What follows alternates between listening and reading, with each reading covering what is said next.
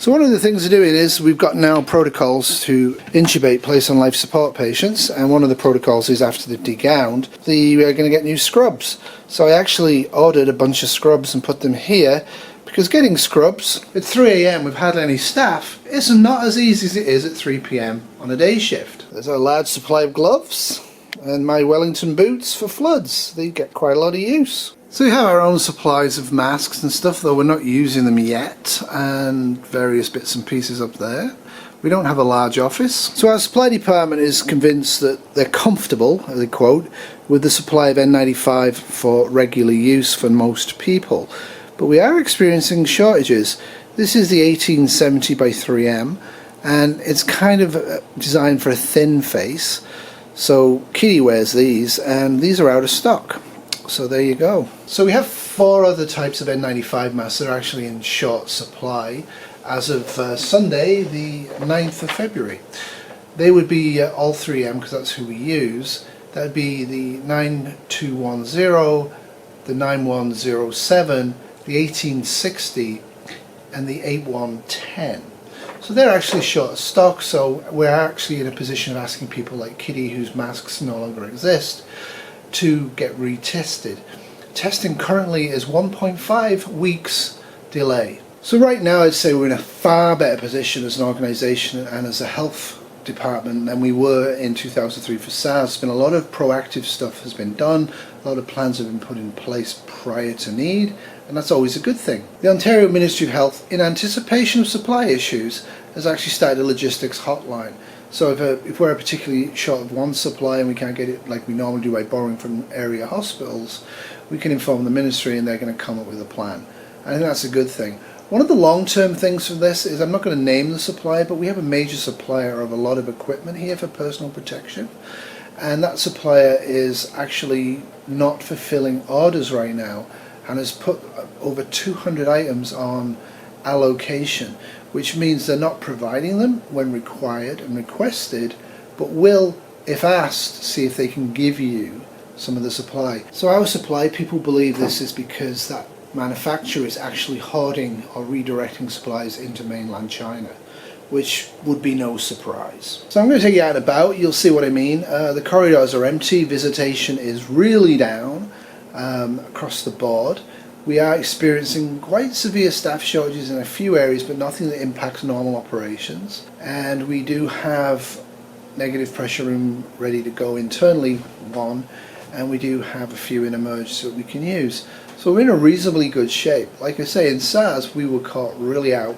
There wasn't much preparatory work done, and we just were slammed with sick patients and infected staff quite quickly.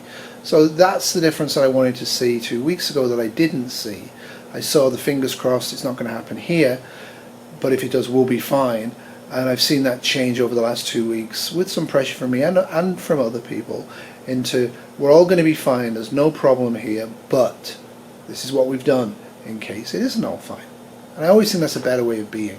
It's much better for an organisation of critical infrastructure like a hospital, a major hospital, to actually take leadership internally rather than just wait for memos to come out from the Ministry of Health saying, now you must do this. It's much better to use the resource and talent we have to anticipate and deal with stuff in advance. And on a personal level, that's what every one of us should be doing in these situations. And I again keep seeing endless live streams where people are talking about this is a designer virus designed to create an economic collapse, to have a one world government and one world currency. It's a lot of garbage out there. Like, direct your time and efforts to actions and information that makes sense and is useful. It really isn't useful whether this is a weaponized bacteria or a virus or whatever it is. It is a virus, it is a coronavirus, that's a family of viruses, it's not a type of virus. And it is highly likely to mutate, and mutations are mostly likely to be weakening.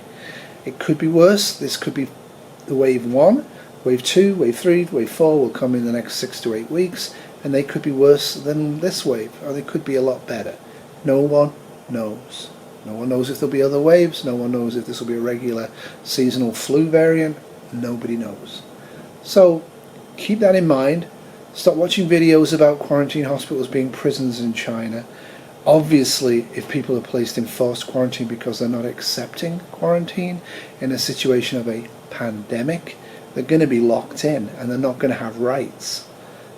People need to get over that online. People seem to be clinging to autonomy, and I have a right to carry a gun, I have a right not to leave my house, and I can do what I like. In a pandemic, you're not going to have that allowed, for obvious reasons, and mostly for good reasons. But like I say, the element of fear that will break out. I was talking to Kitty tonight. If we get 50 to 100 cases in Toronto, there'll be mass panic. If we get 1,000 or more to 10,000 and then rising, there will be absolute stoppage of everything. Gas stations won't be open because people won't go to work. There'll be a lot of fear. There'll be a lot of disruption, and it will pass. But for a period of time, can't see it being more than 3 months. It will be pretty much a major global SHTF. Right now I would say we're in a minor one. So my message remains, self-quarantine, don't take unnecessary risks to be close to other people, assume everybody around you has carrying this virus. They're probably not right now, but you don't know. So just assume they are, be smart, be sensible. If you have to travel on public transport and it's crowded, wear a mask. And if you're going to wear a mask, put it on properly. And I have done some videos on this, but I'm also going to put a bunch of stuff up with this video, or maybe another video actually from my hospital site. There's a nice video on this, and there's also a nice bunch of handouts. And I'll just give you a quick taster of them now. But I'm also going to pair the video with me actually using non-medical PPE, me putting it on in the right order, taking it off in the right order, because you can really infect yourself, and quite easily. And people just think masks are magic. They're not. They're virus traps. You suck in that virus onto the mask. It's not a good thing if you take it off wrong. So don't get too excited. I will actually mirror this and place it up for novel all pathogens to watch. Such as novel coronavirus, MERS-CoV, or avian influenza, the recommended additional precautions are airborne, droplet, and contact precautions. These require you to wear the following personal protective equipment: gown, fit tested, seal checked, N95 respirator, face shield, and gloves. So I will mirror that video and I'll put it up in its entirety, but I don't think it's that useful if you don't have the gear. So I'll also do that, and then I'll do my own version of it, might even dress up one of the dogs, and definitely will dress up myself, showing non-medical PPE protective. I can't stress enough, I don't recommend that. I don't recommend you use medical PPE. I recommend you use quarantining to avoid the use of PPE. But if you need to use it, you really need to know what you put on first and what you take off first, etc., because there is an order, and if you break that order, we found out in SARS people can get infected. Donning and doffing. Donning is putting on and doffing is taking off. So I'll also put this up as well, probably not in this video, and a bunch of other resources. So I do encourage you to look at the resources before you need to use them. So now I'm going to take Kitty her scant supply of her masks back, and I'm going to go for a little walk, and I'll show you the corridors as far as I can without compromising anybody's identity or civil rights. But it's pretty empty. Like I say, my corridor is the main trauma floor, main orthopedic floor. Generally speaking, there's 20 to 30 people out there at night, and there's like almost nobody. So there you go, 10 o'clock at night. An ICU, there's trauma floor, and orthopedic floor. 10 o'clock on a Sunday night. Nobody. Visitors are not coming in much, and that's probably smart. Here's Kitty at work. She does rapid response. She rushes out and sees people who aren't breathing very well. Kitty. Yes. How's it going? All right. How's Becky doing? She's doing okay, despite her losing a leg. I can't find any of the horse medicine that everybody's recommending up here. It's all carcinogenic. I don't really want to paint her legs red and blue. I don't think it makes any difference. I'm sure it would help, but not badly. So what are you doing differently now we are under attack from China? I'm trying to keep you calm. Nothing much yet. We don't have anybody here right now that's a PUI, person under investigation at the moment. Do we? No. No. We're still getting people coming in and being screened and sent away. We're getting about 3 to 4 a day. Well, it's difficult because it does overlap with a relatively standard flu season. Yeah, it's so a bad I mean, flu season. It's sort of getting lost in the shuffle. I have no idea how flu season is. No? They No. say... People in general went through a flurry of fear here, but they seem to have settled down and are just watching and waiting. Have you noticed a drop in the visitors? I did at first. Now I'm not sure. The corridor's empty. Yeah, the corridors are empty. Normally there's people out there partying. In the unit, though, I haven't. The ICU, you're still yeah. seeing the same? Yeah, pretty much. The cops look unhappy, though, when they're there, don't they? They do. They look very unhappy. Yeah. They're never all that entertained by us. Yes. So do you feel okay? Because you're one of the people in your job that you have to go and put life support on PUIs and diagnose coronavirus patients on the floor. Are you okay with Well, that? I don't really Are you have trained for it?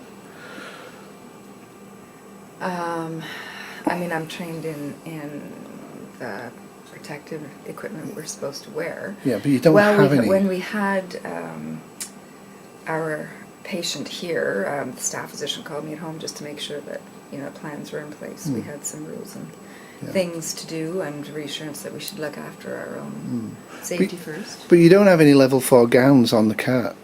I have a bag full of supplies back there, and they're supposed to have level 4 gowns for rapid intubation. if Yeah. needed. Yeah. We're supposed to have gowns available at the site of the patient. Yeah, that's a good theory. I would maybe have a look at that tonight and put extra stuff in it, because to be honest with you, there's like no supplies left anywhere. Right. There really isn't. It's a big mess. I'm going down to the stores after this to have a poke around. Right. Yeah. But I mean, it's certainly far superior to when SARS was here. Yeah, it is. I'm happy with what they're doing. I don't think they could do much more. And I mean, how much are we going to do when we don't have cases at the moment here? We don't have cases at all right now in Sunnybrook, so that we know of. Now your mask has definitively run out. I can tell you The that. 870s? They said the 860s were under. No, the 860s are under pressure, and there's 3 of us under severe pressure. But they've gone.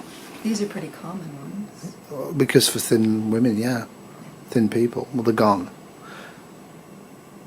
So you should have a supply. I have them there. Yes, well. What else are you doing differently? Are you doing anything differently? Are you still going to yoga and stuff? I am. Do you feel guilty about that? No. Risking illness to me and Becky? I don't think it jumps to dogs. Dog fur. Dog fur Yeah. could spread it, no doubt. If I sneezed on the dogs, it could spread it. Are you ready to go through SARS too? No, I'd rather not. No. I'd rather not. Now you actually could Very retire. physically uncomfortable. Now you can retire. How come you're not retiring? Well, for other fiscal reasons, Well, you could retire. I could, but I wouldn't have. Mooch off me. Well, you're not teaching. You don't have the extra income right now. We have some extra expenses right now before we are able to move. So I'd rather not retire until we make a decision, not based on panic over a virus. All right. I'd rather not. So. What message would you like to send to my subscribers, all 12 of them?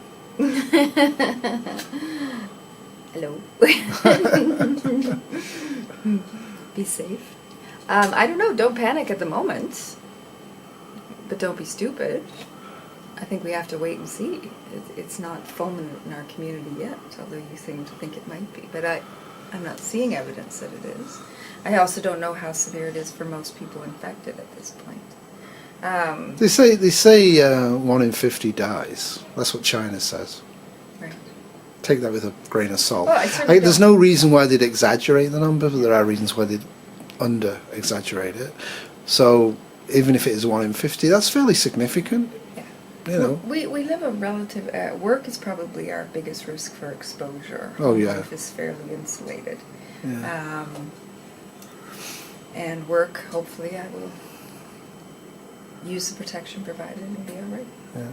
I was looking at some of the Chinese government videos, and they're actually showing nurses in this apartment block that's now an isolation hospital, which I didn't notice on the news, and they've actually got open sores on the nose and mouth and chin from the mask wearing. Masks. Well, you would.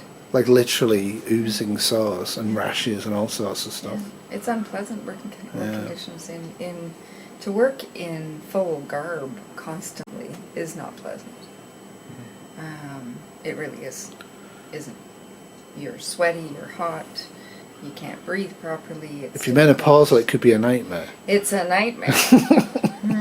Trust me, it's a nightmare. It was a nightmare when I didn't have menopause, but now it'll be even worse. All right, well, say goodbye. Goodbye. Bye-bye. This has been Bad Terry Production 2020.